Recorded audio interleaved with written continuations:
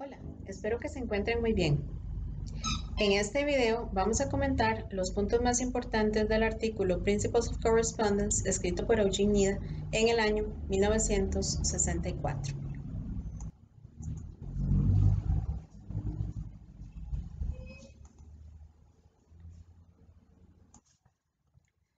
Nida inicia su propuesta afirmando que como ninguna lengua es igual ni en relación con el significado que asigna a los símbolos ni en la forma en la que estos símbolos se organizan en las frases y oraciones, no existe la correspondencia absoluta entre dos lenguas. Por lo tanto, no puede haber una traducción exacta. Esto lo podemos ver, por ejemplo, en la traducción de literatura. Piensen cuántas posibles traducciones pueden existir de los textos de Shakespeare o de Borges.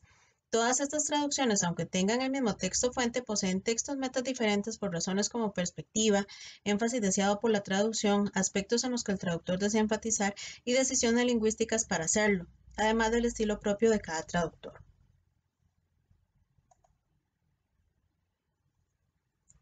La diferencia tradicional entre tipos de traducción se encuentra entre los polos de traducción literal y traducción libre. La primera representaría un mayor interés por el apego al texto original y la segunda mayor flexibilidad al texto meta para captar en él el significado general del texto fuente. Empero las traducciones varían considerablemente por otros factores como formalidad, espacio disponible, estilo arcaizante o más actual, necesidad de brindar explicaciones sobre el texto fuente al lector, entre otros. Para NIDA existen tres factores básicos por los cuales hay diferencias en las traducciones.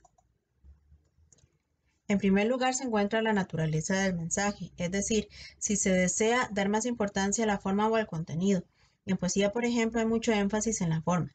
En segundo lugar están los propósitos del autor y o del traductor. Por ejemplo, en la traducción de la Biblia se podría enfatizar en los propósitos del autor con la frase cambiar de parecer sobre el pecado, o bien centrarse en los propósitos del traductor que pueden ser que el texto se entienda claramente, por lo cual podría escoger un enunciado más preciso como arrepentimiento. De la misma forma, si en el texto aparece la expresión blanco como la nieve, pero dentro de la cotidianidad de la comunidad no existe la nieve, pero sí las garzas, el traductor podría optar por una expresión como blanco, como la pluma de la garza. También puede ocurrir que en el texto fuente haya un gesto que culturalmente se relaciona con determinado significado. Por ejemplo, escupir como símbolo de buena suerte para los griegos. Se podría sustituir la acción por otra culturalmente más apta como le deseo buena suerte con un fuerte abrazo, o bien solo brindar una explicación como le deseo buena suerte. En tercer lugar está el tipo de audiencia, que varía según la capacidad lingüística de los niños, la habilidad de decodificar la lectura frente a la oralidad de los nuevos literatos, la capacidad promedio de lectura de los adultos y la capacidad alta de los especialistas. También importa en la traducción los intereses del lector, pues una descripción pormenorizada de mitos africanos podría resultar muy exhaustiva para alguien que solo busca satisfacer su curiosidad sobre los pueblos y culturas. NIDA destaca dos orientaciones de traducción. Por un lado, la equivalencia formal, la cual centra la atención en el mensaje. Intenta apegarse tanto como sea posible al texto fuente, por cuanto requiere constantes notas explicativas por parte del traductor. Por otro lado, la equivalencia dinámica se interesa en generar el mismo efecto en el receptor. Por ejemplo, si se tiene que traducir Romanos 16:16, greet one another with a holy kiss, una equivalencia formal podría generar un enunciado como saludaos con un beso fraternal, pero una equivalencia dinámica podría proponer alternativas como saludaos fraternalmente o incluso daos la mano como muestra de un fraternal saludo. De esta forma, se resta la carga semántica y las implicaciones sexuales asociadas con el beso en algunas culturas. La equivalencia formal está orientada hacia el texto fuente. Para revelar tanto cuanto se pueda sobre la forma y el contenido del mensaje original, debe procurar unidad gramatical, consistencia en el uso del léxico y apego al mensaje original. Esto muy probablemente sea más factible de conseguirse en unas lenguas que en otras. Así, en la traducción del texto hebreo de Génesis 2:23, la raíz de la palabra iconiza el mensaje que la mujer salió de la costilla del hombre, pues Ishach, mujer, se deriva de Ish, hombre. Esta correspondencia existe en efecto en inglés con woman y man, pero no en español.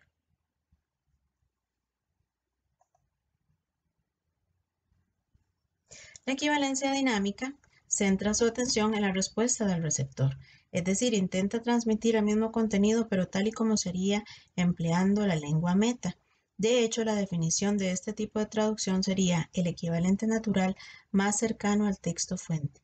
Interesa entonces que el texto meta suene natural en términos de cultura, contexto y de receptor.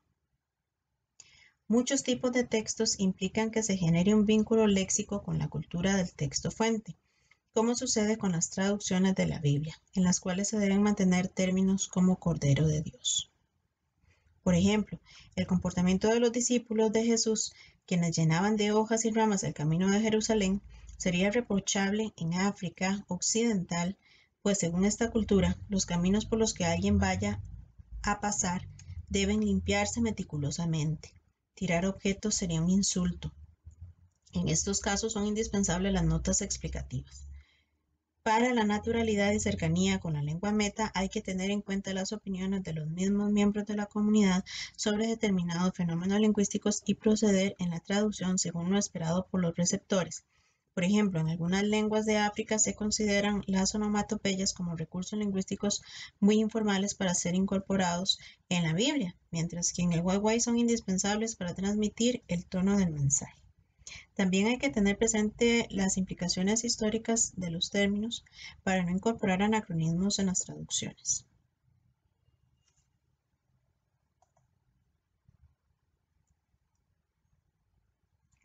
En definitiva, las traducciones que se realicen de un término pueden conducir a nuevos significados, lo cual ha sucedido en muchas traducciones de la Biblia. Considérese las implicaciones sociales de la palabra virgen, la cual en el texto en hebreo solo implicaba que se trataba de una muchacha muy joven, o todo el simbolismo cristiano que ha alcanzado la palabra humilde, cuando en griego topeinos tenía significados peyorativos asociados. Algunas traducciones no alcanzan a transmitir el significado de la palabra, como sucede con Mesías o Cristo, que no llega a codificar el valor subjetivo del griego Christos, el cual se asociaba íntimamente con las esperanzas y aspiraciones de la comunidad judeo-cristiana. Incluso hay pares de palabras que se diferencian en valores emotivos como casa, hogar, y puede suceder que no exista un par de palabras que tengan las mismas implicaciones en la otra lengua.